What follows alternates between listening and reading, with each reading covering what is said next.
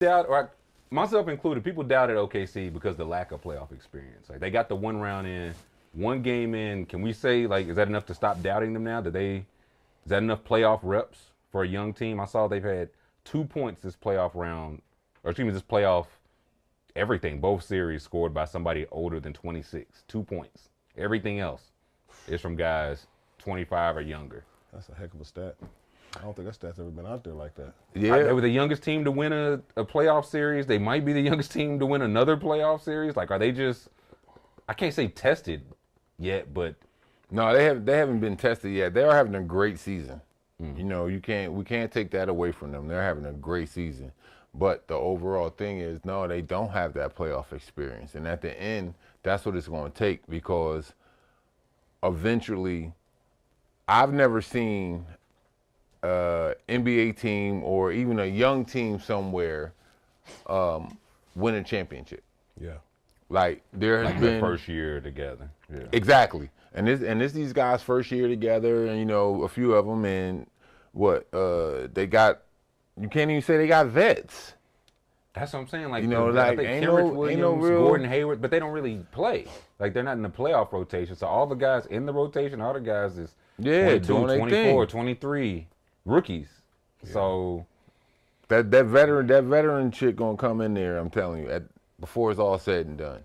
You know what I'm saying? For them to be able to get over that hump, they're gonna have to bring some veterans in there who've been through them lumps before, who've been through them Game 7 L's or them Game 7 W's, whatever, to let them know, like, all right, you know, at certain key moments, this is the time to step up. Yo, it's third quarter, it's 8:32 left, but this might be a key possession right here. Yo, we got to play better D right here. You know, you got that veteran leadership.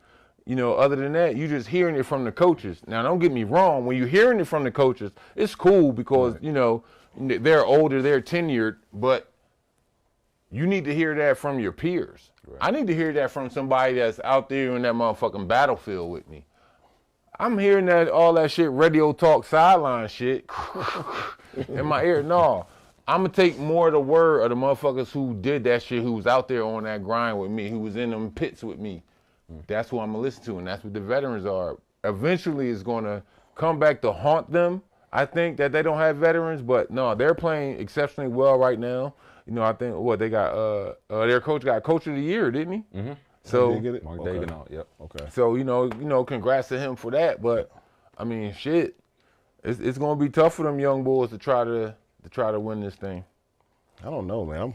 I'm different. I think it's the perfect time for these young teams like the Minnesotas and the OKCs, because when you think about our superstars, they're older. You know what I'm saying? They're almost their days are more over than they were. You know what I mean? Mm-hmm. Like, Kyrie the only old head left. Yeah. So you know what I'm saying? If you think about the Lakers, you know what I'm saying, Bron and them, they you know what I'm saying, their window is really really almost closed to where, you know what I mean, where it's almost over. You know what I'm saying? You think about Golden State, it could be over. Think about Phoenix. You know what I'm saying? They get beat in the first round. You know, these all are superstar names.